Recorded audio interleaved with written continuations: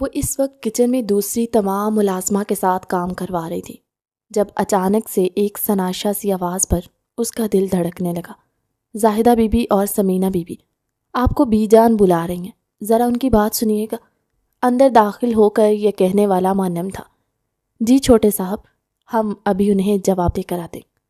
ان دونوں نے بیک وقت کہا اور کچن سے باہر نکلی۔ وہ مسکراتے ہوئے آگے بڑھا اور حیا کے دیچکی میں ڈونگا چلاتے ہوئے ہاتھ کو پکڑ کر اپنی جانب گھمایا۔ ایک دم سے اس کی جانب جھکا اور کان کے قریب سرگوشی کی۔ آج رات کو ٹھیک 12 بجے کے بعد میرے کمرے میں تشریف لے آئیے گا۔ اس کی محبت بھری سرگوشی نے اس کے پورے جسم میں سنسناہٹ سی دوڑا دی۔ میں کیسے آ سکتی ہوں؟ اس نے اپنا ہاتھ چھڑانے کی کوشش کی، لیکن معلم کا ہاتھ بہت مضبوط گرفت لیے ہوئے تھا۔ کیوں؟ آپ کیوں نہیں آ سکتی؟ اس نے چند قدم آگے بڑھائے تو وہ گھبرا کر پیچھے ہٹنے لگی اور ایک دم سے دیوار سے جا لگی۔ وہ اس پر جھکا، ایک ہاتھ دیوار پر جمایا اور اس کے کان کے پاس پھر سے کہنے لگا، اگر آپ نہیں آئیں گی تو میں آپ کے پاس، آپ کے کمرے میں، سرونٹ کوارٹر میں آ جاؤں گا۔ اس کی گرم سانسوں کی تپش حیا کو اپنی گردن پر محسوس ہو رہی تھی۔ وہ جیسے بن آب کی مچھلی کی طرح تڑپ رہی تھی۔ ٹھیک ہے، آپ پلیز پیچھے ہٹے۔ اس نے بغور اس کا چہرہ دیکھا اور محظوظ ہوتے ہوئے انداز میں کہنے لگا، میں کیوں پیچھے ہٹوں؟ اس کی آنکھوں سے نکلتے محبت کے شعلے اس کے پورے وجود کو آہستہ آہستہ محبت کی گرمی سے پگھلا رہے تھے۔ کوئی آ جائے گا، اس نے پھر سے دھیمی آواز میں آنکھیں بند کرتے ہوئے کہا۔ اب آنکھیں کھولیں گی تو پتہ چلے گا نا کون آیا ہے۔ معلم کو اس کے اس قدر شرمانے پر ہنسی آ گئی اور اس نے دوسرے ہی لمحے پٹ سے آنکھیں کھولی تو معلم کے چہرے پر جاندار مسکراہٹ ابھری۔ بہت ہی زیادہ فرما بردار ہیں آپ۔ اس نے ایک دم سے اپنا ہاتھ دیوار سے نیچے گرایا اور سیدھا کھڑا ہو گیا۔ اب سینے پر بازو لپیٹے ہنوز اس کے چہرے کو اپنی نگاہوں میں بسائے ہوئے تھا۔ پلیز جائیں، کوئی آ جائے گا، اس نے منت بھرے لہجے میں کہا تو ہنس کر کہنے لگا، کوئی آ جائے گا تو کیا ہوا؟ میں کوئی تمہارے اتنا قریب تھوڑی نہ کھڑا ہوں جو کوئی شکی نگاہوں سے دیکھے گا۔ ویسے بھی میں تمہارے سارے حقوق اپنے نام لکھ چکا ہوں، تو پھر کیسی شرم، کیسا ڈر؟ ایک دم سے جیسی آگے بڑھنے لگا، اسی دوران سمینہ بی بی اور زاہدہ بی بی اندر داخل ہوئی۔ چھوٹے صاحب، بی جان تو ہمیں کہیں بھی نظر نہیں آئی۔ اس کا جھوٹ پکڑا گیا تھا، لیکن وہ انتہائی ڈٹھائی سے دانت نکال کر ان سے کہنے لگا، آپ دونوں خواتین آج کل بہت سستی سے کام کر رہی ہیں۔ یہ دیکھ رہی ہیں کچن کاؤنٹر پر کتنا میل نظر آ رہا ہے؟ اس نے اپنے چہرے پر سنجیدگی اچانک سے سجائی اور دونوں ملازموں سے کہنے لگا، جو عمر میں اس سے کافی بڑی تھی اور کافی عرصے سے ان کے یہاں کام کر رہی تھی، یہ جو نئی ملازمہ رکھی ہے اسے کچھ سکھایا نہیں؟ بس کب سے دیکھ رہا ہوں دیگچی میں چمچ ہی چلا رہی ہے، کم از کم اسے ہی کچھ سکھا دے تو کچن صاف لگے۔ اس کی بات سن کر سمینہ بی بی اور زاہدہ بی بی نے بے اختیار چونک کر کچن کاؤنٹر کی طرف دیکھا جو شیشے کی طرح چمک رہا تھا، لیکن معلم کی نگاہیں تو حیا پر تھی جس کی سانسوں کی اتھل پتھل نے اسے بے حد محسوس کیا تھا۔ جی چھوٹے صاحب، آپ فکر نہ کریں، ہمیں انہیں سب کچھ سکھا دیں گے۔ تھوڑا سا آگے بڑھ کر دیچکی کو دیکھنے لگا اور اسی دوران وہ جان بوجھ کر حیا سے ٹکرایا تو وہ ایک دم سے پیچھے ہوئی، ذرا دھیان سے کچھ گر نہ جائے۔ اس نے اپنے چہرے پر معنی خیز مسکراہٹ سجائی اور حیا کی آنکھوں میں اپنی نظریں گاڑے وہ بے اختیار اپنی نظریں جھکا گئی۔ ٹھیک ہے، میں چلتا ہوں، پھر ملتے ہیں، بالکل دھیمی آواز میں کہہ کر وہ باہر نکل گیا۔ یہ چھوٹے صاحب کو کیا ہو گیا؟ کبھی اس طرح کچن میں نہیں آئے اور نہ کبھی ہمیں اس طرح نصیحت کیے۔ آج یہ الگ ہی باتیں کر رہے تھے، سمجھ نہیں آ رہا کچھ ہو کیا رہا ہے۔ وہ دونوں آپس میں باتیں کرنے لگی تو حیا بالکل خاموشی سے کھڑی۔ بی بی، تم ہی بتاؤ، تم سے کچھ کہا تھا کیا یہاں آ کر انہوں نے؟ ایک دم سے حیا کو مخاطب کیا تو وہ اپنی گہری سوچ سے باہر نکلی۔ نہیں، مجھے کچھ نہیں کہا۔ اس کا دل ابھی تک زور زور سے دھڑک رہا تھا۔ ایک دم سے وہ مڑی اور تیز تیز قدم اٹھاتی ہوئی کچن سے باہر نکل گئی۔ پورا دن وہ اپنے کمرے میں بند رہی۔ اسے یہ ڈر رہا کہ کہیں معلم میر اس سے پھر سے مل گیا تو اپنی ساری شدتیں اس پر اسی وقت لوٹا دے گا۔ جیسے جیسے گھڑی کی سوئیاں رات کے 12 بجے کے قریب آتی چلی جا رہی تھیں، ویسے ویسے اس کی دھڑکنیں تیز ہوتی گئی۔ رات کا گہرا اندھیرا چھا گیا تو جیسے ہی وہ سرونٹ کوارٹر سے باہر نکلی، نگاہ اٹھا کر دیکھا، مؤنم کے کمرے کی کھڑکی کھلی تھی اور اس نے نیچے جھانک کر حیا کو دیکھا تھا۔ حیا نے ایک دم سے اپنی نظریں جھکائی۔ شش، بات سنو، اس نے اس قدر جھک کر آواز دی۔ اس نے پلکوں کی باہر اٹھا کر اسے دیکھا۔ اوپر آ جاؤ، سب سو چکے، جلدی آنا، ٹھہر نہ جانا، کہیں، اس نے اپنی آواز میں بے پناہ شدت سموتے ہوئے اسے کہا۔ تو حیا کا رواں رواں کانپ اٹھا۔ اس نے بمشکل تھوک نکلا، اپنا دوپٹہ ٹھیک کیا اور آہستہ آہستہ قدم اٹھاتے ہوئے آس پاس نظر جما کر دیکھتے ہوئے اور حویلی کے اندر داخل ہوئی۔ سیڑھیوں سے دبے قدموں چڑھ کر وہ مؤنم کے کمرے تک پہنچ گئی۔ اس کا کمرہ بند تھا۔ کیا کروں، اندر جاؤں یا نہ جاؤں؟ اس نے وہاں کھڑے کھڑے سوچا۔ اگر کسی نے مجھے یہاں دیکھ لیا تو یہ خیال آتے ہی، کیا کروں، اندر جاؤں یا نہ جاؤں؟ اس نے وہاں کھڑے کھڑے سوچا۔ اگر کسی نے مجھے یہاں دیکھ لیا تو، یہ خیال آتے ہی اس نے جیسے ہی اپنا ہاتھ دروازے تک دستک کے لیے کیا تو وہ پھر سے گھبرا کر پیچھے ہٹا لیا۔ یہ مجھے کیا ہو رہا ہے؟ یہ میرا دل میرے قابو میں کیوں نہیں ہے؟ سانسیں جیسے ناہموار سی ہیں۔ اس نے ایک دم سے اپنی آنکھیں بند کر کے گہرا سانس لیا اور جیسے ہی آنکھیں کھولی تو مؤنم دروازے کھول کر اسے ہی دیکھ رہا تھا۔ ملکہ عالیہ، آ جائیے۔ اس نے اپنا ہاتھ آگے بڑھایا تو اس نے کانپتے ہاتھوں کے ساتھ اپنا ہاتھ اس کے ہاتھ پر رکھ دیا۔ ایک دم سے اس نے اسے کمرے میں کھینچ لیا۔ بہت شدت سے انتظار کر رہا تھا کہ کب رات کے 12 بجے اور کب میری ملکہ عالیہ میرے کمرے میں تشریف لائے۔ اس نے اپنی آنکھوں میں محبت کے جذبے سمو کر اس کے سر پر اوڑھا ہوا دوپٹہ ایک دم سے کھول کر ہٹایا اور دور پلنگ پر پھینک دیا۔ میرے ہوتے ہوئے اس کی کیا ضرورت؟ اس کی نگاہیں اس کے سرابے پر دوڑنے لگیں تو حیا کی نظریں شرم کے مارے جھکتی چلی گئیں۔ ادھر دیکھو نا میری طرف۔ اس کے ہاتھ کافی گرم ہو رہے تھے۔ اس کا لمس محسوس ہوتے ہی اس کے پورے جسم میں سنسناہٹ دوڑنے لگی۔ مؤنم نے بےتابی سے اس کی ٹھوڑی اٹھا کر چہرہ اونچا کیا۔ وہ آگے بڑھا اور اس کے ماتھے پر بوسہ دیا۔ یہ پہلا بوسہ تھا جو اسے کسی مرد کی طرف سے ملا تھا۔ اس کے پورے جسم میں محبت کی حرارت دوڑ گئی۔ ماتھے سے وہ نیچے آیا اور دونوں آنکھوں کو چومنے لگا۔ حیا نے تڑپ کر اس کی شرٹ اپنی مٹھیوں میں بھینچ لی۔ مؤنم پلیز، اس کی سسکی گونجی، پلیز آج کچھ بھی مت کہو۔ کافی دنوں سے خود پر بند باندھے ہوئے ہوں۔ کس طرح خود پر قابو کیا یہ میں ہی جانتا ہوں۔ میری بیوی ہو کر میرے سامنے دندناتے پھرتی ہو اور مجھے خود پر قابو پانا پڑتا ہے، لیکن آج میں ہر دیوار گرا دوں گا۔ اس نے ایک دم سے اس کی کمر میں ہاتھ ڈالا اور اسے خود کے بے حد قریب کر دیا کہ ان دونوں میں کوئی دیوار نہ رہی۔ حیا نے ایک دم سے شرما کر آنکھیں بند کر لی۔ تمہاری یہی ادا تو میری جان لیتی ہے۔ وہ آنکھوں سے ہوتا ہوا اس کے گالوں پر پہنچا۔ حیا لرزنے لگی۔ اس کی نگاہیں ہوتی ہوئی اس کے گلاب پنکھڑی جیسے لبوں پر پڑی تو وہ ضبط ہار گیا اور اپنے اندر محبتوں کی ساری شدتیں سمو کر اپنے سلگتے وجود کے ساتھ اس پر جھکنے لگا تو حیا ہولے ہولے کانپنے لگی۔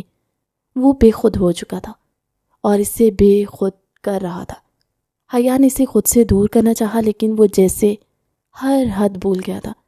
اس کے چہرے پر ہاتھ پھیرتے ہوئے اس کے جسم کو اپنے ہاتھوں سے محسوس کرتے حیا کی سانسیں اٹکا رہا تھا۔ مؤنم، خدا کے لیے۔ اس کی دھیمی سسکی ابھری۔ اس نے ایک دم سے اسے چھوڑ کر دیکھا اور پھر کمر سے کھینچ کر ایک بار پھر سے اسے قریب کیا۔ اس کے کندھے چومنے لگا۔ مؤنم چھوڑ دیں، کوئی آ جائے گا۔ وہ کسمسا کر پیچھے ہٹنے لگی۔ آنے دو، اگر کوئی آ جاتا ہے تو میرے پاس ہمارے نکاح کا ثبوت موجود ہے۔ تم کیوں ڈر رہی ہو؟ وہ اب اس پر محبت کی بارش برسا رہا تھا۔ حیا اپنے مجازی خدا کو خود پر یوں جھکتے محبت کرتے اس کی محبت میں گم ہوتے دیکھ رہی تھی۔ جب جب تمہیں دیکھتا ہوں تو دل چاہتا ہے کہ تمہیں اپنے اندر بھینچ کر تمہارے اندر اپنی محبت کا قطرہ قطرہ اتار دوں۔ اس نے آگے بڑھ کر اس کے بال ایک دم سے کھول دی۔ اس کے خوبصورت سیاہ بال آبشار کی مانند کمر پر جھولنے لگے۔ وہ اس کے بالوں سے کھیلنے لگا۔ بہت خوبصورت بال ہیں تمہارے، جسم کی خوشبو میرے اندر کی آگ کو بھڑکا رہی ہے۔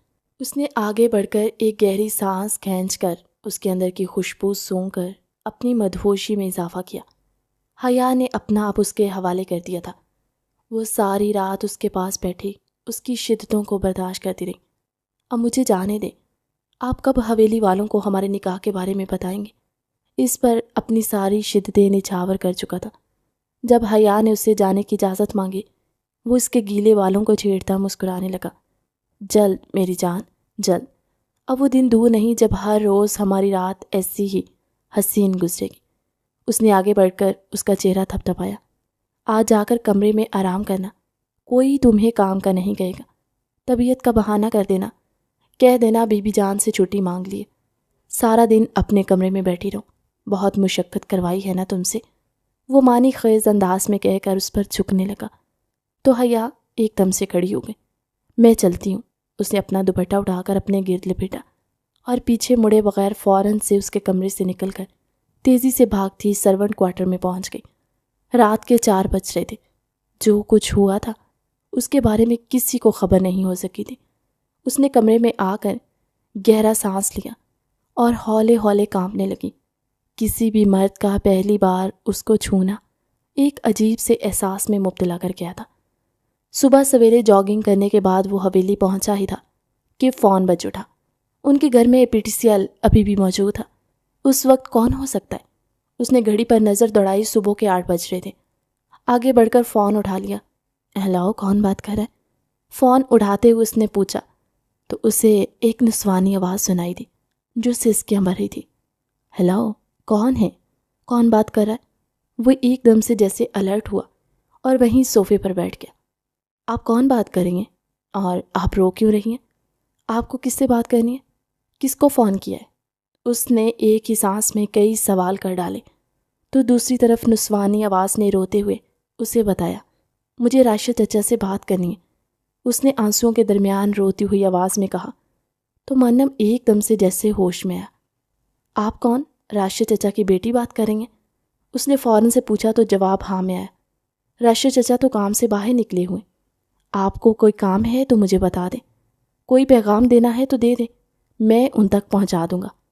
مونم نے فکر مندی سے اس روتی ہوئی نسوانی آواز سے کہا تو وہ کہنے لگی، بابا سے کہیں میرے پاس وقت نہیں ہے، وہ جلدی مجھے گاؤں سے واپس لے آئیں۔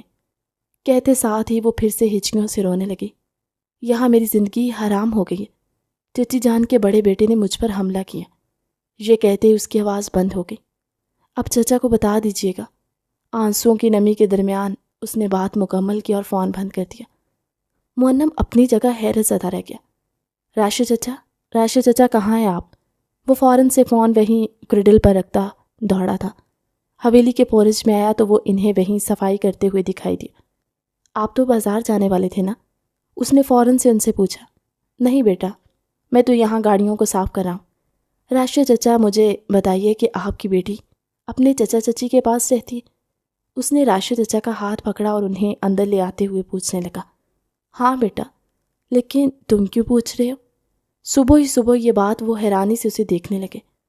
چچا دراصل بات یہ ہے کہ ابھی فون آیا تھا اور وہ لڑکی بہت رو رہی تھی، آپ کی بیٹی ہی تھی، کہہ رہی تھی راشد چچا کو بتاؤ کہ وہ بری طرح پھنس گئی ہے، چچا کے بڑے بیٹے نے اس پر حملہ کیا۔ اس بات کا کیا مطلب ہوا؟ چچا، آپ کی بیٹی کی زندگی کیا خطرے میں ہے؟ اس نے تفصیل بتا کر پوچھا تھا تو ایک دم سے ان کے ہاتھ میں موجود صفائی کا کپڑا اور کلینر کی بوتل گر پڑی۔ یہ کیا کہہ رہے ہو تم؟ کب فون آیا اور کیا کہہ رہی تھی؟ وہ مزید ان کے ہاتھ پیر پھولنے لگے۔ کپ کپاتی ہوئی آواز میں انہوں نے مونم سے پوچھا تو مونم سمجھ گیا کہ کچھ نہ کچھ گڑبڑ تو ضرور ہے۔ چچا فکر نہ کریں، مجھے بتائیں، کیا آپ کی زوجہ حیات نہیں ہے؟ وہ ملازموں کے حوالے سے اتنا زیادہ خبر نہیں رکھتا تھا۔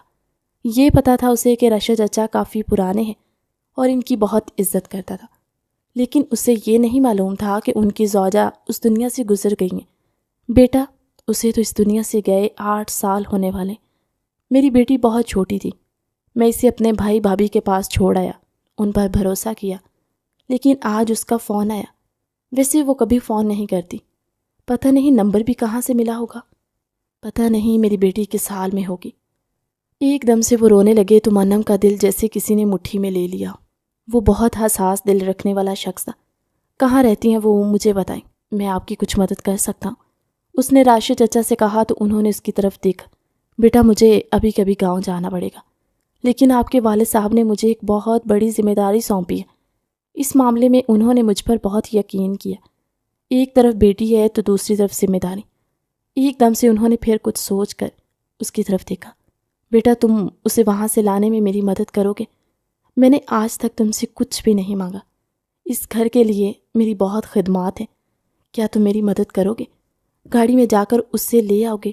گاڑی میں زیادہ ٹائم نہیں لگے گا، لیکن اگر میں بس میں گیا تو بہت وقت لگ جائے گا، تب تک پتہ نہیں اس کے ساتھ کیا ہی کر دیں وہ زور زور سے رونے لگے۔ تو اس کا دل جیسے پگھل سا گیا۔ آپ فکر مت کریں، آپ مجھے ایڈریس بتائیں، میں ابھی کبھی نکلتا ہوں۔ 4 گھنٹے کا راستہ ہے نا، میں پہنچ جاؤں گا، گاڑی بھی تیار ہے۔ راشد چچا شکر گزاری بھری نظروں سے اسے دیکھنے لگے۔ بیٹا اللہ تمہیں بہت خوش رکھے، تمہیں آباد رکھے۔ نہ جانے انہوں نے میری بچی کے ساتھ کیا کیا۔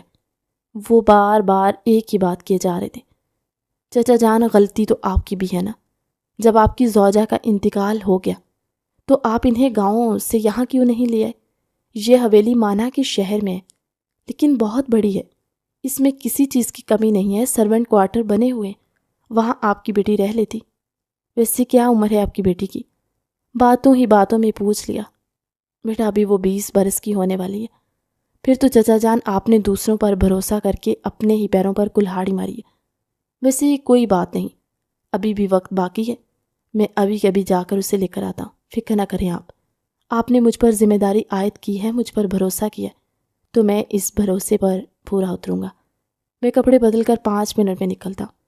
یہ کہہ کر وہ تیزی سے اپنی کمرے کی طرف گیا۔ راشد چچا نے دیکھا کہ 5 منٹ بعد بھی وہ باہر آیا۔ اگر کوئی پوچھے تو کہہ دینا، کہہ کر گئے کسی کام سے جا رہا ہوں، دیر سے آؤں گا، ویسے بی جان ہی پوچھیں گے۔ جلدی سے گاڑی کی چابی اٹھا کر تیزی سے کہتے ہوئے وہ گاڑی میں بیٹھا اور مطلوبہ منزل کی طرف گاڑی ڈال دی۔ راشد چچا شکر گزار نظروں سے آسمان کی طرف دیکھنے لگے۔ اے میرے مولا، میری بیٹی کی عزت برقرار رکھ اور اسے زمانے کے سرد و گرم سے محفوظ رکھو۔ واقعی میں میری یہ غلطی تھی، لیکن اپنی غلطی کا ازالہ کرنا چاہتا ہوں۔ کہتے ہوئے انہوں نے دعا مانگی اور اٹھ کر مرے مرے قدموں سے اپنے کام کی طرف چل دیے۔ بات سنو ذرا، یہ صدیق صاحب کا گھر کون سا ہے؟ اس نے گاڑی سے اتر کر پاس سے گزرتے ایک بچے سے پوچھا۔ وہ بچہ حیرانی سے اسے دیکھنے لگا۔ آپ کیوں صدیق صاحب کے گھر جانا چاہتے ہیں؟ بچے نے الٹا اس سے سوال کیا۔ کیوں؟ صدیق صاحب کے گھر جانا کیا گناہ ہے؟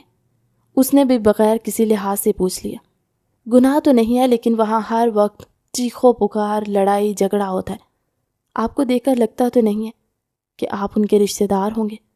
بچہ بہت تیز تھا، سر سے لے کر پیر تک اس کا جائزہ لے کر بولا تو مونم کو ہنسی آئی۔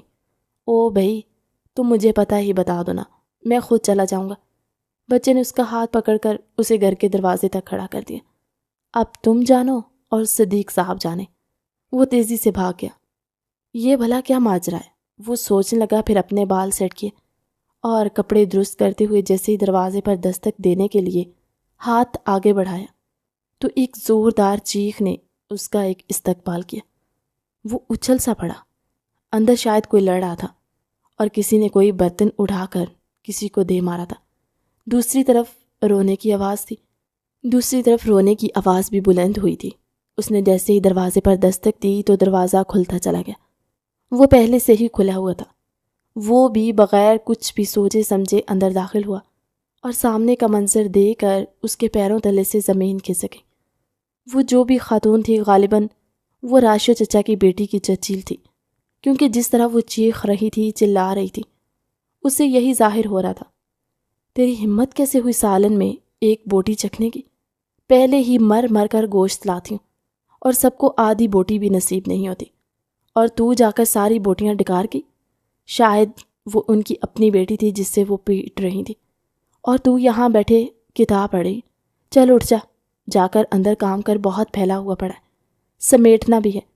دوسری طرف وہ آگے بڑھی اور صوفے پر بیٹھی ایک لڑکی کو ہاتھ پکڑ کر کھڑا گیا۔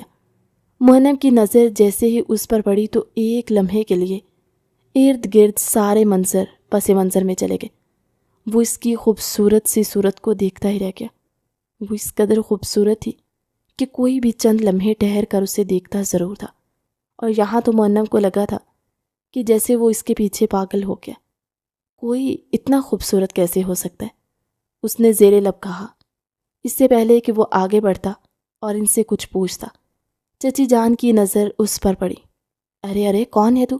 اور یہاں کیا کر رہا ہے؟ اتنی تمیز نہیں ہے کہ دروازہ بجا کر اندر آتے؟ کس سے ملنا ہے تمہیں؟ پہلے کبھی دیکھا نہیں۔ کمر پر ہاتھ رکھتے کڑی نگاہوں سے اسے دیکھ کر وہ آگے بڑھی تو مونم ہوش میں آ گیا۔ وہ لڑکی جسے چچی جان نے آگے بڑھ کر اس کے سامنے تھپڑ رسید کیا تھا، وہ بھی اسے دیکھنے لگی۔ جی میں وہ، اسے سمجھ نہیں آ رہا تھا کہ وہ اپنا تعارف کس طرح کروائے۔ میں وہ، کیا لگا رکھا ہے؟ کیا بکرے ہو، بولنا نہیں آتا؟ چچی جان شاید حد سے زیادہ منہ پھٹ عورت تھی۔ مونم کو ان کا یہ انداز دیکھ کر غصہ سا گیا۔ میں راشد چچا کی طرف سے بھیجا گیا ہوں اور حیا کو لینے آیا ہوں۔ مونم نے تو جیسے چچی جان کے سر پر دھماکہ کر دیا۔ واہ واہ، راشد کو آخر ہوش آ ہی گیا کہ وہ اپنی ایک بیٹی ہمارے سینے پر مونگ ڈلنے کے لیے چھوڑ کے جا کر دفع ہو جا اس کے ساتھ۔ تیرے باپ نے اس کو بھیجا ہے یہ سننا تھا کہ حیا کے ہاتھ سے کتاب چھوٹ کر گر گئی، اور مونم نے جیسے ہی نظریں اٹھا کر دیکھا تو وہ رو رہی تھی۔ ابو نے آپ کو بھیجا ہے؟ اس نے آگے بڑھ کر مونم کو بغور دیکھا اور ایک بار پھر سے اپنی تسلی کے لیے پوچھا، تم وہ جو اس میں کھو سا گیا تھا؟ ایک دم سے ہوش میں آ کر کہنے لگا، جی جی، آپ کے والد صاحب نے مجھے ہی بھیجا ہے، چلیں باہر گاڑی کھڑی ہے۔ وہ جیسے اسے راستہ دینے کے لیے پیچھے ہوا، حیا نے قدم آگے بڑھائے تو اچانک سے ایک نوجوان اندر داخل ہوا۔ اس کا حلیہ مزہے کا خیز تھا، لاہ رنگ کی شرٹ، اس نے کالے رنگ کی جینز پہنی ہوئی تھی، گلے میں بہت سی چین اور ہاتھوں میں ربڑ بینڈ پہنے ہوئے تھے جو کہ کافی حد تک رنگین دکھائی دے رہے تھے۔ اس پر مستزاد اس کے منہ میں کھٹکا تھا۔ مونم نے ٹھٹک کر اس کا حلیہ دیکھا۔ یہ کہاں جا رہی ہے اماں؟ آگے بڑھ کر اس نے حیا کا ہاتھ پکڑا تو مونم کو حیرانی ہوئی۔ چھوڑ دے، اس کے پیو نے بھیجا ہے، اس کو لینے آیا، یہ اسے چھوڑ جانے دے، اسے کب تک ہمارے گھر پر بیٹھ کر کھاتی رہے گی؟ چچی جان نے نفرت آمیز لہجے میں کہا اور رخ پھیر لیا۔ ارے ایسے کیسے جانے دوں؟ کون ہے یہ؟ معلوم تو ہو، کیا پتا کسی آشنا کے ساتھ جا رہی ہو۔ اس نے اندھیرے میں تیر چلایا اور حیا ایک دم سے جیسے کانپ سی گئی۔ ہوش میں تو ہو، کیا بکواس کرے؟ ابو جان نے اسے بھیجا ہے، یقیناً ابو بھی گاڑی میں بیٹھے ہی ہوں گے۔ اس نے مدد طلب نظروں سے مونم کی طرف دیکھا۔ وہ نہیں آئے ہیں، اس نے سچ بول دیا تو حیا اسے دیکھنے لگی۔ اس کی آنکھوں میں التجا تھی کہ وہ اسے یہاں سے جلد از جلد لے جائے، لیکن وہ نوجوان ان دونوں کے درمیان آ کر کھڑا ہو گیا۔ تو پھر جب وہ نہیں آئے تو اس کے ساتھ کیسے جا سکتی ہے؟ کیا معلوم کون ہو، کیسا ہو، اس کی نیت کیسی ہو، یہ تو بتا مجھے ذرا۔ کہیں تو ہی تو اس کے پیچھے پاگل نہیں ہے؟ کہیں یہ تیرا یار تو نہیں؟ اس کی زبان اتنی گندی تھی کہ مونم کو وہاں کھڑے رہنا دشوار ہو رہا تھا۔ چل ہٹ، گھر میں بیٹھ، خبردار جو اس کے ساتھ گئی۔ اور ہاں بھائی، تو جہاں سے آیا ہے تیری کوئی ضرورت نہیں ہے، یہاں پر چچا کو کہنا خود یہاں سے لے جائے تو حوالے کریں گے، پھر کہیں گے کہ امانت یہاں سے وہاں کر دی۔ اس نے ایک دم سے حیا کا ہاتھ بے دردی سے پکڑا اور اسے غیر محسوس انداز میں عجیب طریقے سے چھونے لگا۔ مونم کی برداشت کی حد ختم ہو گئی۔ چھوڑو اسے، جانے دو، اس کے بابا نے کہا ہے، میں جھوٹ نہیں بول رہا۔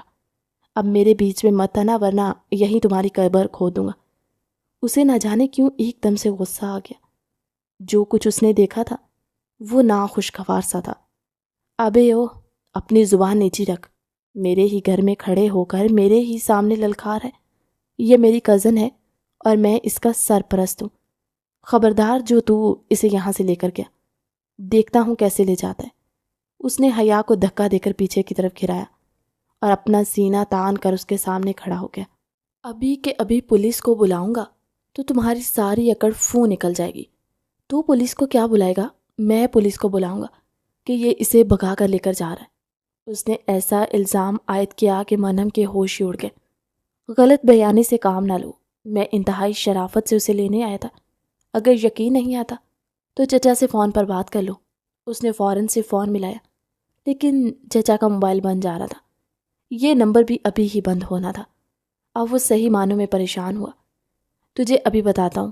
وہ نوجوان بدتمیزی پر اتر آیا اور آگے بڑھ کر اسے ایک مکہ رسید کیا۔ تیری ہمت کیسے ہوئی ہمارے گھر میں آ کر اسے بھگا کر لے کر جانے کی؟ میں پورے محلے کو اکٹھا کر لوں گا۔ یہ کہتے ہوئے وہ آگے بڑھا اور زور زور سے تمام لوگوں کو بلانے لگا۔ کون ہے؟ کیا تماشا لگا رکھا ہے؟ اتنی دیر میں چچا جان کی آمد ہوئی تو حیا نے تڑپ کر مہنم کی طرف دیکھا۔ مجھے یہاں سے لے چلو، یہ لوگ تماشا کھڑا کر دیں گے، پورا محلہ اکٹھا کر دیں گے۔ میں کسی سے نہیں ڈرتا، دیکھتا ہوں کیا کریں گے۔ اس نے حیا کی بات کاٹی، وہ اس کے پیچھے چھپ گئی۔ ایک لمحے کے لیے مہنم کا دل دھڑکا، لیکن جو صورتحال اس کے لیے پیدا ہو گئی تھی، ایسے میں وہ یہاں سے جان نہیں چھڑا سکتا تھا۔ کیا تماشا لگا کے رکھا ہوا ہے؟ کون ہے تو؟ ہاں کیا کرا یہاں؟ ابا یہ اس کا آشنا ہے اور یہ اس کے ساتھ بھاگ رہی ہے۔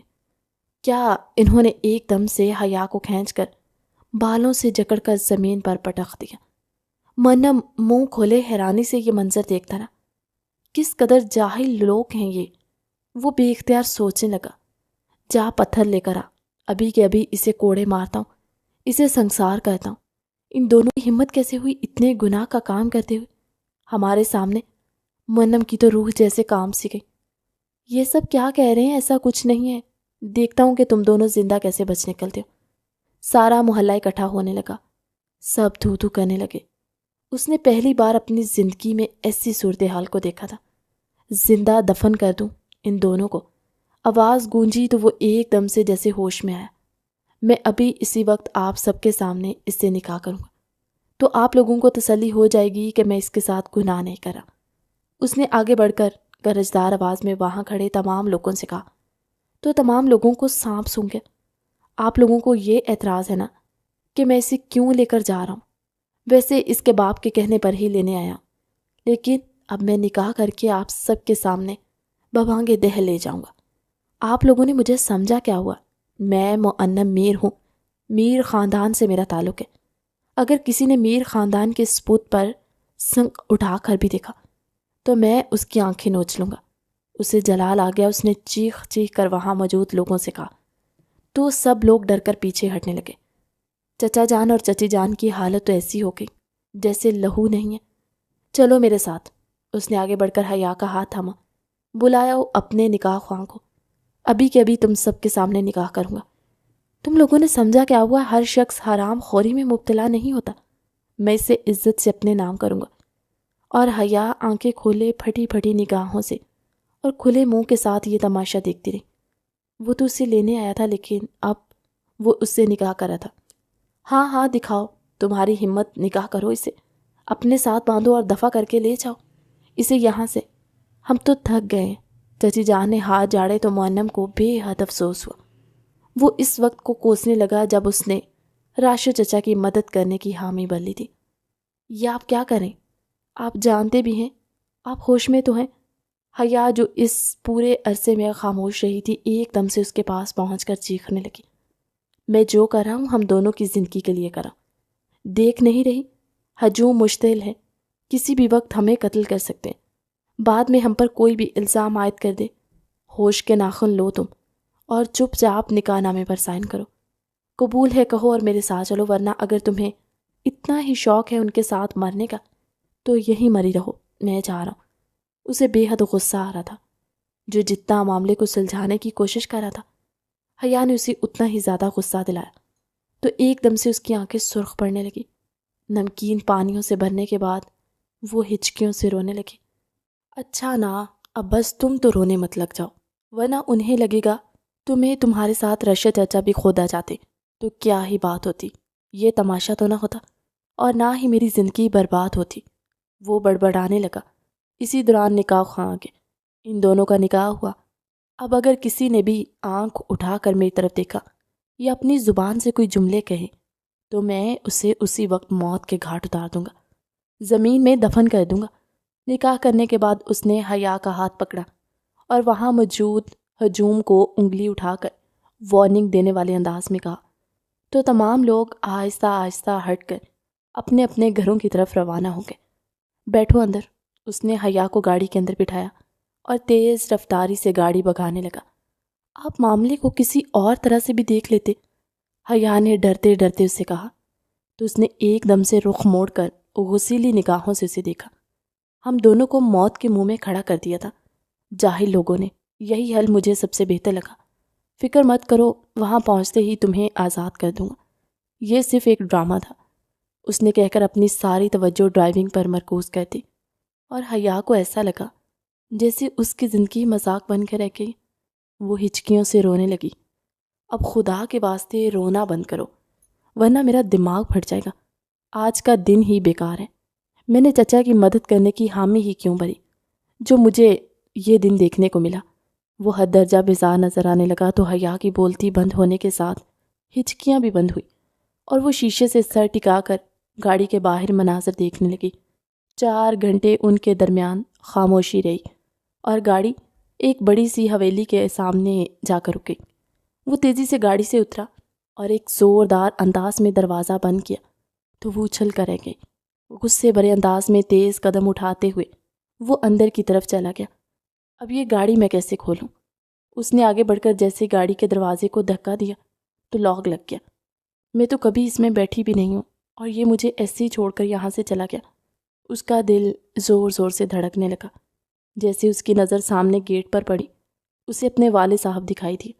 بابا، بابا، اس نے زوردار آواز دی تو وہ بھی اس کی طرف متوجہ ہوئے۔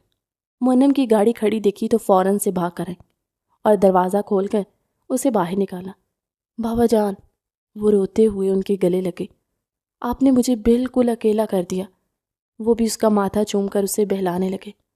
مجھے معاف کر دو بیٹا، میری غلطی تھی، میں نے ان جاہلوں میں تمہیں بسا دیا، لیکن اب تم میرے پاس آ گئی ہو، اب کیوں رو رہی ہو؟ بابا جان، انہوں نے… اس سے پہلے کہ وہ کچھ کہتی، اس کے بابا نے اس کی بات کاٹی۔ بیٹا جاؤ، سرونٹ کوارٹر میں کمرہ ہے، ہم دونوں گزارا کر لیں گے۔ آ جاؤ، پہلے کمرے میں بیٹھ کر آرام کرو، سفر سے تھک کر آئی ہو، رونا بند کرو۔ اب تمہارا باپ ہے نا تمہارے ساتھ، اب تمہیں خود سے الگ نہیں کرے گا۔ انہوں نے اسے کندھے سے تھامتے ہوئے سہارا دے کر آگے لے جانے لگے۔ وہ بے حد بکھر گئی تھی، ٹوٹی ہوئی تھی، اور جو حادثہ اس پر گزر چکا تھا وہ اپنے بابا کو بتانا چاہتی تھی، لیکن انہوں نے اسے خاموش کروا دیا۔ بی بی جان، آپ کی اجازت ہو تو میں اندر آ جاؤں؟ راشد چچا نے اپنی بیٹی کا ہاتھ پکڑا ہوا تھا اور بی جان کے کمرے کا دروازہ کھٹکھٹایا۔ ہاں ہاں، آ جاؤ راشد، تم کیوں اجازت لے رہے ہو؟ انہوں نے اندر آنے کی اجازت دی اور ان کے ساتھ کھڑی ایک خوبصورت سی کم عمر لڑکی کو دیکھا تو بلا شبہ ان کے منہ سے ماشاءاللہ نکلا تھا۔ بہت پیاری بچی ہے، کون ہے؟ تمہاری اپنی بیٹی ہے؟ انہوں نے اپنی اینک اتارتے ہوئے سائڈ پر رکھی اور اسے آگے بڑھ کر پیار کیا۔ جی بی بی جان، بس کچھ حالات کی وجہ سے میں اسے اپنے پاس رکھنے کی اجازت لینے آیا۔ اگر آپ کی اجازت ہو تو میں اسے اپنے ساتھ سرونٹ کوارٹر میں رکھ سکتا ہوں۔ راشد چچا نے بغیر کسی تمہید کے بی جان کو یہ بات کہی تو وہ مسکرا کر انہیں دیکھنے لگی۔ راشد، کیسی باتیں کرتے ہو؟ سرونٹ کوارٹر میں پوری فیملیز بھی رہتی ہیں، تو تم اپنی بیٹی کے ساتھ رہو گے تو مجھے بھلا کیا اعتراض ہو سکتا ہے؟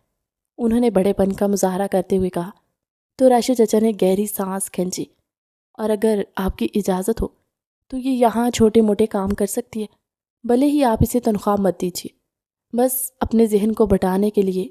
انہوں نے اپنی بات ادھوری چھوڑ کر بی جان کی طرف دیکھا۔ ارے کیسی باتیں کرتے ہو راشد، یہ ہماری اپنی ہی بچی ہے، ماشاءاللہ کتنی پیاری ہے، دیکھو تو صحیح، بہت خوبصورت ہے۔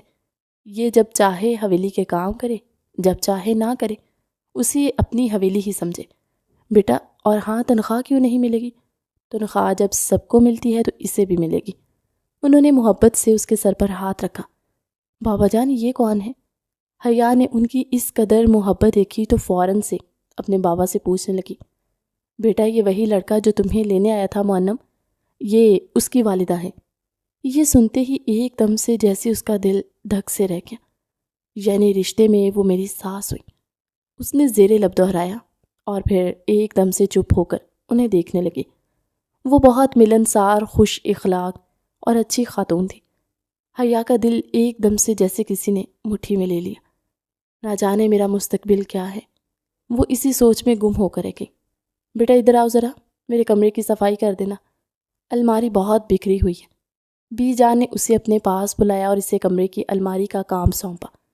وہ حویلی میں چھپتی پھر رہی تھی۔ نہ جانے کیوں مونم میر کو 1-2 بار حویلی میں دیکھ کر وہ سرونٹ کوارٹر سے باہر ہی نہ نکلی تھی۔ شرمندہ جو تھی۔ جی میں صفائی کر دیتی ہوں۔ ایک لمحے کے لیے اس کا دل چاہا کہ وہ منع کر دے، لیکن پھر اگلے ہی لمحے ان کے احسانات کے بوجھ تلے دبی انہیں منع نہ کر سکی۔ بیٹا کافی ٹائم لگے گا، جو فالتو کپڑے ہوں وہ نکال دینا، اور ہاں اگر تمہیں نماز پڑھنی ہو تو نیچے جانے کی بجائے یہیں پڑھ لینا، میں ذرا کام سے جا رہی ہوں، کمرے کا دروازہ بند کر لو۔ انہوں نے اسے ہدایت دی اور اپنی چادر اوڑھتے ہوئے باہر نکل گئی۔ وہ آدھا گھنٹہ لگا کر ان کی الماری صاف کر چکی تھی اور سارا کاٹ کباڑ باہر ایک طرف رکھ کر ابھی تھکا کر بیٹھی تھی کہ ظہر کی اذان ہونے لگی۔ اس نے فوراً سے وضو کیا، نماز بچھائی اور وہیں بیٹھ کر دعا کرنے لگی۔ دعا کرتے ہی وہ منظر اس کی آنکھوں کے سامنے گھومنے لگا جب مؤنم اور اس کی جان کو وہاں گاؤں والوں سے خطرہ تھا، اور مؤنم نے مصلحت کا مظاہرہ کرتے ہوئے ان دونوں کے رشتے کی حامی بھلی، جس پر اب خطرے کی تلوار لٹک رہی تھی۔ یا اللہ، میرا کیا مستقبل ہوگا؟ اس نے ایک دم سے گہری سانس بھری، آنسو خود بخود پلکوں کی باڑ توڑ کر اس کے گالوں پر بہہ نکلے۔ نہ جانے کیا وہ مجھے طلاق دے دیں گے تو پھر معاشرے میں میری کیا عزت رہ جائے گی؟ لوگ مجھے دھتکاریں گے، اور میرے بابا، وہ تو مجھ سے بہت ناراض ہوں گے۔ وہ بچوں کی سی معصومیت سے اپنے رب کے سامنے ہاتھ اٹھا کر آنسوؤں کے ساتھ رو رہی تھی۔ میرا مستقبل کیا ہے مجھے کچھ معلوم نہیں۔ یا اللہ، تو میرے حق میں سب بہتر کر، ایسے کہ نہ مجھ پر طلاق کا داغ لگے اور نہ میرے کردار پر کوئی انگلی اٹھائے۔ وہ 20 سال کی لڑکی ہچکیوں کے ساتھ رونے لگی۔ اس کی خوبصورت بھوری آنکھوں میں موٹے موٹے آنسو واضح طور پر اترتے تھے، دکھائی دے رہے تھے۔ مؤنم جو بی جان کے پاس کسی کام کے لیے ہے، اس نے جیسے دروازہ کھولا تو وہ اسے دعا میں مشغول دکھائی دی۔ وہ اس قدر مشغول تھی کہ اسے اس کی آمد کا اندازہ ہی نہ ہوا۔ وہ آہستہ سے اندر آ کر صوفے پر بیٹھ گیا اور اسے ہی دیکھتا رہا۔ بہت خوبصورت ہے یہ، اور اس پر اس کی معصومیت، میں اسے کیسے خود سے الگ کر سکتا ہوں؟ اسی لمحے مؤنم کے دل پر محبت نے التجا کی اور اس نے فیصلہ کر لیا کہ وہ رو رو کر اللہ سے ایک ہی بات کر رہی تھی کہ یا اللہ، تو میرے حق میں بہتر فیصلہ کر۔ اور اسی اللہ نے مؤنم سے ایک بہترین فیصلہ کروا دیا تھا۔ اس نے گلا کھنکھار کر حیا کو اپنی جانب متوجہ کیا۔ وہ ایک دم سے اچھل پڑی اور فوراً سے اسے وہاں دے کر جائے نماز طے کر کے جانے لگی۔ اس نے اس کا ہاتھ پکڑ لیا۔ میری بات سنو ذرا، انداز تہمکانہ تھا۔ جی جی، میرے ہاتھ تو چھوڑیں۔ اس نے گھبرا کر اپنا ہاتھ چھڑانا چاہا۔ تم یہاں بیٹھو، پھر ہاتھ چھوڑوں گا۔ وہ بضد نظر آیا۔ جو کچھ ہوا وہ کسی کو معلوم نہیں، اسے راز ہی رکھنا ہے۔ تم کیا چاہتی ہو اس رشتے کے حوالے سے؟ مؤنم نے انتہائی محبت سے اسے دیکھتے ہوئے نرم لہجے میں پوچھا۔ تو وہ ایک لمحے کے لیے اس نے نگاہیں اٹھا کر اس کی طرف دیکھا، پھر اس کی نگاہوں کی تاب نہ لا کر پلکیں جھکا دی۔ میں کیا کہہ سکتی ہوں؟ آپ کی مرضی ہے۔ آپ نے اپنی مرضی سے مجھے اپنی زندگی میں شامل کیا، اپنی مرضی سے نکال بھی دیجیے گا۔ آخری جملہ کہتے ہوئے اس کی زبان لڑکھڑائی تھی۔ اور اگر میں نہ نکالنا چاہوں تو؟ اس نے اچانک اس کی طرف نظر اٹھا کر دیکھا۔ کیا مطلب؟ وہ حیران ہوئی۔ مطلب اگر میں اس رشتے کو برقرار رکھنا چاہوں تو؟ یہ سنتے ہی اس کے پیروں تلے سے زمین کھسک گئی۔ وہ اپنی جگہ پر کھڑی ہو گئی۔ مجھے جانے دے، اس نے کہا، لیکن مؤنم نے ہاتھ آگے بڑھا کر اس کا راستہ روکا۔ مجھے جواب دو، اگر رشتے کو برقرار رکھنا چاہوں تو تم راضی ہو؟ وہ اب بھی اس سے اس کی رضامندی پوچھ رہا تھا۔ جس میں بابا راضی ہوں گے اسی میں راضی ہوں گے۔ بابا کو اب یہ راز نہیں پتہ چلا۔ کہتے ساتھ وہ رکی نہیں اور دوڑتے ہوئے باہر نکل گئی۔ بابا کی رضامندی تو تمہارے اس رشتے کو برقرار رکھنے میں ہی۔ میں نے ان سے بات کر لی ہے اور تم نے مجھے جواب دے کر میرے دل کی کہی۔ اب حیا راشد، تمہیں مجھ سے کوئی الگ نہیں کر سکتا۔ میں تم سے اس قسم کی طوفانی محبت میں مبتلا ہو چکا ہوں کہ تمہارے بغیر ایسا لگ رہا ہے سانس لینا بھی دشوار ہے۔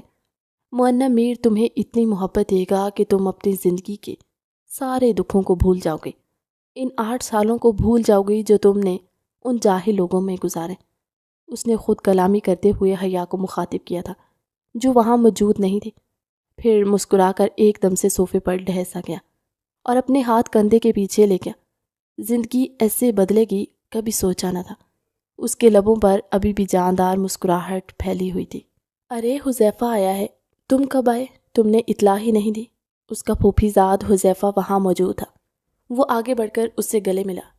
بس یار تمہاری یاد آئی تو تم سے ملنے چلا آیا، ویسے میرا یہاں ایک کام ہے، 2-3 دن کے اندر چلا جاؤں گا، اس نے کہتے ساتھ ہی وہاں صوفے پر بیٹھتے ہوئے کہا۔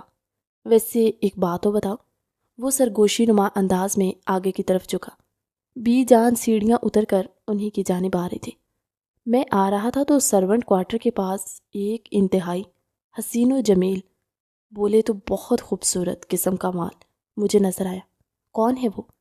قسم سے اس قدر خوبصورت ہے کہ دل للچانے لگا۔ اس نے پہلے وہ اپنا جملہ مکمل کرتا، وہاں بیٹھے معنم میر کی ہنسی ایک دم سے غائب ہو گئی اور وہ ششد نگاہوں سے اسے دیکھنے لگا۔ حد ادب، وہ ہمارے پرانے ملازم راشد انکل کی بیٹی ہے، خبردار جو تم نے ان کے خلاف ایک لفظ اور بھی نکالا۔ وہ ایک دم سے سنجیدہ ہوا تو حذیفہ ٹکر ٹکر نگاہوں سے اسے دیکھنے لگا۔ کیا ہو گیا یار؟ میں تو ایسے ہی کہہ رہا تھا۔ وہ شرمندہ ہوا نہیں، ایسے ہی نہیں کہنا چاہیے تھا۔ تمہیں میں جانتا ہوں، تمہاری عادت ہے لڑکیوں کے ساتھ ڈیٹنگ کرنے کی، ان کے ساتھ افیئر چلانے کی، لیکن یہاں کوئی بھی افیئر میٹیریل موجود نہیں ہے، لہٰذا تم کوئی بھی کوشش مت کرنا۔ اس نے انگلی اٹھا کر اسے وارننگ دی۔ یہ ہماری عزت کا سوال ہے، مزید اضافہ کیا اور تیز تیز قدموں سے اپنے کمرے کی طرف چلا گیا۔ ارے یہ معنم کو کیا ہو گیا؟ حذیفہ تم سے ملے بغیر ہی چلا گیا؟ نہیں آنٹی، مجھ سے تو مل کے ہی گیا تھا، تھکا ہوا تھا اس لیے کمرے میں آرام کرنے جا رہا۔ یہ لو، ایسی بھی کیا تھکن؟ یہ کہتے ہی حیرانی سے وہ اس کے برابر میں بیٹھ گئی اور اسے باتیں کرنے لگی۔ حذیفہ یہ سوچ کر رہ گیا کہ معنم کو کیا برا لگا۔ کسی بھی لڑکی کو تاڑنا یا پھر اس کے بارے میں خاص لفظوں میں بات کرنا، ایسے جملے کہنا، وہ سوچ کر رہ گیا۔ پھر سر جھٹک کر اپنی ممانی سے باتوں میں مصروف ہوا۔ دروازہ کھولو، وہ 3 بار دستک دے چکا تھا لیکن اس نے دروازہ نہیں کھولا۔ وہ اس کی آواز سے جان گئی تھی کہ وہ اس کے دروازے کے پاس کھڑا ہے۔ کل رات جو کچھ بھی ہوا، اس کے بعد اس میں ہمت ہی نہیں تھی کہ وہ اس کا سامنا کر سکے۔ میں کہہ رہا ہوں دروازہ کھولو۔ وہ اتنا غصے میں کیوں تھا؟ ایک دم سے اس نے آگے بڑھ کر دروازہ کھولا۔ تم یہاں سے ایک قدم باہر نہیں نکالو گے، میں پورے 1 ہفتے کے لیے تمہاری چھٹی کروا رہا ہوں۔ تمہیں کھانا پینا سب یہیں دیا جائے گا۔ راشد چچا کو میں کسی کام سے باہر بھیج دوں گا، لیکن خبردار جو تم نے یہاں سے باہر قدم نکالا۔ اس نے اندر آتے ہی ایک دم سے اس کا کندھا پکڑا، اس زور سے کہا کہ وہ اسے دیکھ کر رہ گئی۔ کیا ہو گیا آپ کو معنم؟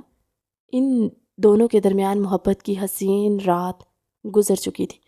اس کے بعد حذیفہ کی آمد ہوئی جس نے معنم کو بے حد چوکانا کر دیا۔ جو کہہ رہا ہوں وہی کرو ورنہ تمہیں میرے غصے کا سامنا کرنا پڑے گا۔ حیا اس کی بات سن کر سہم کر رہ گئی اور سر جھکا دیا۔ آپ جیسے کہیں گے ویسا ہی ہوگا، کہتے ساتھ ہی وہ وہاں رکا نہیں اور زوردار آواز میں دروازہ بند کرتے ہوئے باہر نکل گیا۔ انہیں کیا ہو گیا؟ اس کی آنکھوں سے آنسو بہنے لگے۔ اس نے ابھی تک اس کی محبت ہی دیکھی تھی، غصے سے اس کا سامنا نہیں ہوا تھا، لیکن اب صورتحال مختلف تھی۔ اس نے خود کو معنم میر کی ہدایت کے مطابق کمرے میں بند کر دیا۔ ارے زاہدہ، یہ مجھے حیا نظر نہیں آ رہی، اسے بلاؤ، میرے پاؤں میں بہت درد ہو رہا ہے۔ وہ بہت اچھی مالش کرتی ہے، پچھلے 2-3 دنوں سے بالکل ہی غائب ہے۔ کیا اس کی طبیعت ٹھیک ہے؟ نہیں، ابھی جان نے زاہدہ کو آواز دے کر کہا۔ وہ اپنے کمرے میں موجود تھی، ان کے پاس ہی حذیفہ بیٹھا، اپنے کوئی ڈاکومنٹس لیپ ٹاپ میں ٹرانسفر کر رہا تھا۔ حیا کون ہے؟ اس نے ایسے ہی پوچھا۔ ارے وہ ہمارے راشد ہے نا، ملازم پرانے، ان کی بیٹی ہے۔ یہ سنتے ہی وہ ایک دم سے الرٹ ہوا۔ اچھا، اس کا نام حیا ہے، اس نے اپنی آنکھوں میں ہوس بھرتے ہوئے کہا۔ ہاں، بہت پیاری بچی ہے، جاؤ جا کر اسے بلا لو، میرے پاؤں دبائے، اس نے دبانے سے ہی مجھے آرام آتا ہے۔ بی جان نے حکم جاری کیا تو زاہدہ اسے بلانے آئی۔ میں کیسے جا سکتی ہوں؟ اس نے خود سے کہا۔ مجھے تو معنم نے یہاں سے نکلنے سے بھی منع کر دیا۔ وہ شدید ذہنی الجھن میں مبتلا ہوئی۔ لیکن بی جان کا حکم بھی تو ماننا پڑے گا، وہ اس گھر کی مالکن ہے۔ اس نے اگلے ہی لمحے سوچا، پھر چادر اوڑھ کر باہر نکل آئی۔ اس کے بال کھلے ہوئے تھے لیکن اس نے چادر اوڑھ کر اپنے آپ کو ڈھکا ہوا تھا، اور جیسے بی جان کے کمرے میں آئی تو اسے وہاں ایک اجنبی دکھائی دیا۔ وہ جھجکی، بی جان میں اندر آ جاؤ؟ ہاں بیٹا آ جاؤ۔ اور وہاں بیٹھے حذیفہ نے بھرپور نگاہوں سے اس کے سراپے کو اپنی نگاہوں میں بسا کر لطف لیا تھا۔ مونم کی نظر شاید اس پر تبھی یہ مجھے اس سے دور کرنا چاہتا ہے، لیکن میں اس سے ایک ملاقات ضرور کر کے رہوں گا۔ وہ وہیں بیٹھ کر خود میں سمٹی سی بی جان کے پاؤں دبانے لگی۔ بی جان نیند میں جانے لگی تو وہ وہاں سے اٹھ کر آ گئی۔ وہ جانتی تھی کہ وہ نیند میں جانے سے پہلے چائے پیتی۔ میں چائے بنا دیتی ہوں آپ کی۔ وہ اٹھ کر باہر کی طرف جانے ہی لگی تھی کہ حذیفہ نے اسے آواز دی، حیا بات سنو، میرے لیے کافی بنا دو گی؟ وہ اس قدر بے تکلفی سے پکارنے پر اسے دیکھ کر رہ گئی، پھر کچھ بھی نہ کہا، صرف سر ہلا کر کچن کی طرف چلی گئی۔ وہ چائے بنا رہی تھی، ساتھ ساتھ کافی پھینٹ رہی تھی، جب اس کا دوپٹہ سر سے سرکا اور اس کے کھلے بال اس کی کمر پر آبشار کی مانے دکھائی دینے لگے۔ حذیفہ اسی لمحے کچن میں داخل ہوا۔ بہت خوبصورت بال ہیں آپ کے۔ اس سے پہلے کہ وہ مزید کچھ کہتا، مونم اسی دوران وہاں سے گزرا۔ اس نے دیکھا کہ حیا کچن میں کھڑی چائے بنا رہی ہے۔ اس کا غصہ ساتویں آسمان کو چھونے لگا۔ حذیفہ، تمہاری ایک امپورٹنٹ کال آئی ہے، مونم نے آگے بڑھ کر اس سے کہا تو وہ فوراً سے بھاگتا ہوا بی جان کے کمرے کی جانب گیا، اور مونم سینے پر بازو لپیٹے اپنی سرخ آنکھیں لیے غصے سے حیا کو دیکھنے لگا۔ بال باندھو اپنے، اس نے ایک دم سے حکم جاری کیا تو وہ اسے دیکھ کر رہ گئی۔ میری پونی کہیں گر گئی ہے، وہ ڈھونڈنے والے انداز میں ادھر ادھر دیکھنے لگی۔ جوڑا تو بنا ہی سکتی ہو نا، فوراً سے اپنے بال باندھو، اس نے دوبارہ سے حکم دیا۔ کیا ہو گیا آپ کو؟ کل بھی مجھے ڈانٹ کر گئے اور آج بھی مجھ پر غصہ کریں۔ وہ ایک دم سے روحان سی ہو گئی۔ جو کہا ہے وہ کرو، اور تمہیں میں نے کیا کہا تھا، کمرے سے باہر مت نکلنا، لیکن تم نے میری نہیں مانی۔ وہ حیا ہی کیا جو کسی کی بات مان لے۔ اس نے آگے بڑھ کر ایک جھٹکے سے اسے بازو سے پکڑا اور جھنجھوڑ کر کہا تو وہ پھٹی پھٹی نگاہوں سے اسے دیکھنے لگی۔ بہت شوق ہو رہا تھا نا تمہیں حذیفہ کے سامنے اپنے بال کھولنے کا، میرے سامنے تو کبھی کھولنے کا کشت نہیں کیا۔ کیا اس دن تمہیں لا رنگ کا جوڑا دے کر کیا تھا کہ یہ میرے سامنے پہن کر آنا، تو تم نے وہ بھی نہیں کیا، لیکن ہاں دوسرے لوگوں کے سامنے تم سے سب کچھ ہو جاتا ہے۔ مونم کا الزام سن کر اس کا دل ایک دم سے ٹوٹ کر بکھر گیا، اور ہاں اس کے لیے کافی بنائی جا رہی، اور یہاں اپنے ہی شوہر سے اعراض بڑھتا جا رہا ہے۔ بس کر جائے مونم، وہ یہ الزام برداشت نہ کر سکی۔ مجھے بی جان نے بلایا تھا اپنے پاؤں کی مالش کروانے کے لیے، ورنہ میں کبھی وہاں سے نہ نکلتی۔ اپنی بات بمشکل مکمل کرتے ہوئے وہ منہ پر دوپٹہ رکھے دوڑتے ہوئے اپنے سرونٹ کوارٹر میں چلی گئی۔ مونم کو احساس ہوا وہ کچھ زیادہ ہی بول گیا، لیکن حذیفہ کی موجودگی میں وہ نہ جانے کیوں اس قدر منفی ہو گیا تھا۔ وہ ہاتھ مسلتا رہ گیا۔ گہری رات جب چھائی تو وہ سرونٹ کوارٹر میں آیا۔ وہ نماز پڑھی تھی اور دعا میں رو رہی تھی۔ بات سنو، ناراض ہو؟ اس کے برابر میں بیٹھتے ہوئے بولا، مجھے آپ سے بات نہیں کرنی، چلے جائیں یہاں سے۔ اس نے اپنی ناراضگی ظاہر کی تو وہ ہنس کر کہنے لگا، تم سے دور جا کر کیا کروں گا، تم میرے دل میں بس گئی ہو۔ سوری، میں نے تم پر غصہ کر لیا۔ وہ اپنے کان پکڑنے لگا۔ آپ نے غصہ نہیں کیا، آپ نے میرے کردار پر کیچڑ اچھالا ہے۔ اس نے پلٹ کر جواب دیا، تم نہیں جانتی، میں حذیفہ سے ڈر گیا ہوں۔ وہ تمہارے بارے میں دن بدن بہت کچھ کہہ رہا تھا۔ میں یہ کیسے برداشت کر سکتا ہوں کہ میری بیوی کے بارے میں کوئی غلط بات کرے۔ اس نے اسے وجہ بتائی، لیکن وہ اب بھی روٹھی روٹھی نظر آنے لگی۔ اچھا نا، اب ادھر آؤ نا۔ اس نے آگے بڑھ کر اس کا رخ اپنی طرف کیا اور اسے اپنی باہوں میں بھینچا۔ اسی دوران دروازے پر دستک ہوئی۔ ان دونوں نے مڑ کر دیکھا تو حذیفہ سامنے کھڑا مسکرا رہا تھا۔ واہ بھائی واہ، تو خود تو اس کے مزے لے رہا ہے اور مجھے لینے سے روک رہا تھا۔ دونوں آدھا آدھا کر لیتے ہیں نا۔ وہ نہ جانے کیا کچھ سمجھ کر اندر آیا اور اتنی غلیظ زبان میں کہا کہ جہاں حیا کا دل چاہا وہ زمین میں سما جائے۔ وہیں مونم نے آگے بڑھ کر اسے زوردار تھپڑ رسید کیا۔ کتنی بار کہا ہے اپنی غلیظ زبان سے یہ باتیں نہ کہا کرو۔ کیوں برا لگ رہا ہے؟ تم وہی سب کچھ تو کر رہے ہو جو میں اپنی غلیظ زبان سے کہہ رہا ہوں، کوئی فرق تو نہیں ہے۔ اب تم دیکھنا میں کیا کرتا ہوں۔ بہت برداشت کر لی تمہاری انسلٹ۔ یہ کہہ کر وہ آگے بڑھا اور زور زور سے شور کرنے لگا۔ بی جان اور تمام ملازمائیں بشمول اس کے والد صاحب کے، جو آج ہی تشریف لائے تھے، وہاں جمع ہو گئے۔ کیا ہو گیا حذیفہ؟ یہ دیکھیں، یہ آپ کا بیٹا کیا گل کھلا رہا ہے۔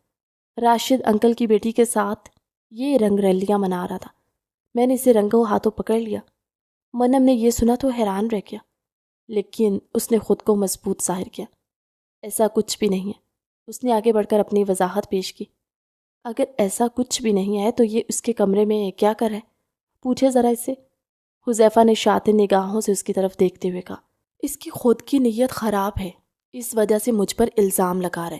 منم نے آگے بڑھ کر معاملہ سنبھالنے کی کوشش کی۔ حیا تھر تھر کانپنے لگی۔ اگر میں غلط بول رہا ہوں تو پوچھے نا حیا سے، پوچھے حیا، بتاؤ کیا ہو رہا تھا۔ حیا نے روتے ہوئے بی جان کی طرف دیکھا۔ بی جان کے چہرے کی رنگت بھی اڑی ہوئی تھی۔ حیا نے زرد ہوتے چہرے کے ساتھ منم کی طرف دیکھا، جیسے کہہ رہی ہو کہ اب تو یہ راز کھول دے۔ کب تک یہ راز راز ہی رہے گا؟ یہ کیا بتائے گی؟ میں بتاتا ہوں۔ میں اس کے کمرے میں کیا کرا تھا؟ میں اس کے کمرے میں وہی کرا تھا جو ایک شوہر اور بیوی ایک ساتھ ایک چھت تلے رہ کر کرتے۔ اس نے دھماکہ کیا تو تمام لوگوں نے ناسمجھی سے اس کی طرف دیکھا۔ بیٹا یہ کیا کہہ رہے ہو؟ کچھ سمجھ نہیں آ رہا، کیا مطلب ہے تمہارا؟ بی جان نے آگے بڑھ کر منم کی طرف دیکھتے ہوئے اس سے پوچھا۔ امی سیدھا اور صاف مطلب ہے، میں نے راشد انکل کی بیٹی سے نکاح کر لیا، یہ میری بیوی ہے، اسی لیے میں حذیفہ کو کہہ رہا تھا کہ وہ باز رہے اور اس کے بارے میں غلط الفاظ نہ گئے، لیکن اس نے میری بات نہ سنی اور اب الٹا مجھ پر ہی الزام عائد کر رہی، جبکہ سچ تو یہ ہے کہ یہ خود ایک نمبر کا بد کردار اور گھٹیا شخص ہے۔ اس نے آگے بڑھ کر حذیفہ کے منہ پر جیسے ایک تماچا سا مارا۔ یہ کیا کہہ رہے ہو؟ تمہارے پاس کوئی ثبوت ہے؟ اس نے ایک اور تیر چلایا۔ میں ثبوتوں کے ساتھ ہی بات کرتا ہوں۔ اس نے ملازموں کو اشارہ کیا تو وہ اس کے کہنے پر اس کی الماری سے کاغذات لے آئی، جہاں واضح طور پر ظاہر ہو گیا کہ وہ دونوں میاں بیوی ہیں۔ تم نے یہ انتہائی قدم کیوں اٹھایا؟ حیا وہیں سر جھکائے چپ چاپ سی بیٹھی تھی۔ بی جان نے ان دونوں کو اپنے کمرے میں بلا لیا تھا۔ حذیفہ تو اسی وقت واپس لوٹ گیا، پھر کبھی یہاں نہ آنے کے لیے، بلکہ بی جان نے آگے بڑھ کر اسے تھپڑ رسید کیا تھا۔ ان دونوں کے درمیان جو کچھ بھی ہو، کم از کم تمہیں تو مردانگی دکھانی چاہیے تھی۔ اکیلی لڑکی دے کر موقع سمجھتے ہو؟ ذمہ داری سمجھنی چاہیے۔ بیٹا تم نے یہ بات ہم سے کیوں چھپائی؟ بی جان اس سے حد درجہ ناراض تھی اور ملازم راشد تو جیسے حیا کی طرف دیکھ بھی نہیں رہے تھے۔ امی یقین کریں، حالات ایسے پیدا ہو گئے تھے۔ راشد چچا میری بات کا یقین کرے، میری نیت میں کوئی فتور نہیں تھا۔ آپ کے بھائی بابی نے ہم دونوں کے خلاف محاذ کھول دیا تھا، یہاں تک کہ ہماری جان کے دشمن بن گئے تھے۔ اسی وجہ سے مجھے اس سے نکاح کرنا پڑا۔ اگر میں نکاح نہ کرتا تو ہم دونوں کی لاشیں ہی وہاں سے آتی۔ اس نے بی جان کو کہا۔ حیا ابھی تک بیٹھ کر رو رہی تھی۔ تم چپ کر جاؤ نا، اب تک کیوں رو رہی ہو؟ اب تو میں نے تمہارے کہنے پر ہمارا رشتہ سب کے سامنے کھول کے رکھ دیا، پھر بھی تم روئے چلی جا رہی ہو۔ اس نے آگے بڑھ کر غصے سے اسے کہا تو وہ ایک دم سے سہم گئی اور پھر اگلے ہی لمحے اس کی باہوں میں جھول گئی۔ اسے کیا ہو گیا بیٹا؟ تمہیں اتنا ڈانٹا نہیں چاہیے تھا، وہ چھوٹی ہے تم سے عمر میں، اور پھر جو کچھ اس کے ساتھ ہو رہا ہے وہ ٹھیک تو نہیں ہے۔ بی جان کو حیا بہت پسند تھی، لیکن انہوں نے یہ نہیں سوچا تھا کہ وہ ان کی بہو ہی بن جائے گی۔ ڈاکٹر کو بلاؤ، اب شکل کیا دیکھ رہے ہو؟ انہوں نے منم پر غصہ کیا اور حیا کو ملازمہ کی مدد سے بیڈ پر لٹایا۔ تھوڑی ہی دیر میں وہ ڈاکٹر کو لے کر گھر میں حاضر ہو گیا۔ کوئی خطرے والی بات نہیں ہے ڈاکٹر صاحب؟ ڈاکٹر سے چیک کر کے باہر نکلی تو اس نے فوراً سے آگے بڑھ کر پوچھا۔ وہ پریشانی کے عالم میں ادھر سے ادھر ٹہلنے لگا تھا۔ پریشانی کی کوئی بات نہیں ہے، ایسی حالت میں ایسا ہو ہی جاتا ہے، ڈاکٹر نے کہا تو وہ ان کا منہ دیکھتا ہی رہ گیا۔ ایسی حالت مطلب کیسی حالت؟ اس نے کہا تھا کہ ڈاکٹر سمیت وہاں موجود ملازمہ اور بی جان بھی ہنسنے لگی۔ میرے بھدو بیٹے، ایسی حالت مطلب کہ وہ امید سے ہے، ماں بننے والی ہے، اس لیے سر چکرایا تو وہ گھبرا کر گر گئی۔ یہ سننا تھا کہ وہ حیرت زدہ سا کبھی بی جان کو دیکھتا، کبھی ملازمہ کو، تو کبھی اندر لیٹی حیا کو جو خود اس سے نظریں نہیں ملا رہی تھی، سر جھکائے ہوئے تھی۔ یہ سب کیسے ہو سکتا ہے؟ اس نے دل ہی دل میں کہا۔ جاؤ اب جا کر اسے معافی مانگو، جو کچھ ہو چکا ہے اسے بدلا نہیں جا سکتا، سمجھوتا کیا جا سکتا ہے، لیکن تم نے اسے ڈانٹ کر اچھا نہیں کیا۔ بی جان نے اسے سمجھایا تو وہ فوراً سے اندر آیا۔ حیا نے اسے دیکھ کر رخ پھیر لیا۔ تمہاری بے رخی مجھے مار ڈالے گی، اس نے اس کے برابر میں بیٹھتے ہوئے کہا اور آپ کی بے اعتباری نے مجھے مار ڈالا ہے۔ وہ پھر سے رونے لگی۔ ارے اب کیوں رو رہی ہو؟ غلط فہمی تھی، سب دور ہو گئی، اور اب تم رو گی نا تو میرے بچے پہ اثر پڑے گا، نہ اسے تکلیف ہوگی، اور اب تمہیں بس خوش رہنا ہے۔ اس نے آگے بڑھ کر اس کا ماتھا چوما اور اس کے پیٹ پر ہاتھ پھیرتے ہوئے کہا، تو وہ شکوہ کن نگاہوں سے اسے دیکھنے لگی۔ صرف اپنے بچے کی فکر ہے۔ وہ رو پڑی۔ ارے میری جان، اس نے آگے بڑھ کر اس کی آنکھوں سے نکلنے والے آنسو پی لیے۔ تمہیں اس طرح نہیں دیکھ سکتا، مانتا ہوں میری غلطی ہے، مجھے معاف کر دو۔ معاف نہیں کرو گی اپنے شوہر کو؟ اس نے کچھ اس قدر معصومیت بھرے انداز میں کہا کہ حیا کو بے اختیار اس پہ پیار آیا، اور وہ آگے بڑھ کر اس کے گلے لگی۔ منم نے ہنستے ہوئے اسے اپنے سینے سے لگا لیا۔ ہماری محبت اسی طرح برقرار ہے، اسے کسی تیسرے کی نظر نہ لگے، نہ کوئی حذیفہ دوبارہ ہماری زندگی میں۔ ہمارا اعتماد اسی طرح برقرار ہے۔ اس کے کان کے قریب سرگوشی کر رہا تھا، اور حیا اس کی اس سرگوشی نما محبت میں گم ہو کر مسکرا رہی تھی۔ ان دونوں کی محبت بالآخر اپنے انجام تک پہنچ گئی، اور اس انجام کا ایک خوبصورت آغاز ان کے بچے کی صورت میں ہونے والا تھا۔ مونم نے حیا کا خیال رکھنا شروع کر دیا اور اپنے بچے کا بے حد منتظر تھا۔ حیا اس کی یہ محبت دیکھ کر ہر روز اللہ سے دعا کرتی کہ وہ دونوں کبھی ایک دوسرے سے جدائی کا دکھ نہ سہیں اور اپنے بچے کے ساتھ ایک خوشگوار زندگی کا آغاز کریں۔ کہانی کیسی لگی کمنٹ سیکشن میں اپنی قیمتی رائے کا اظہار ضرور کیجیے گا۔ ملتے ہیں ایک نئی کہانی کے ساتھ ہماری اگلی ویڈیو میں، تب تک کے لیے اللہ حافظ۔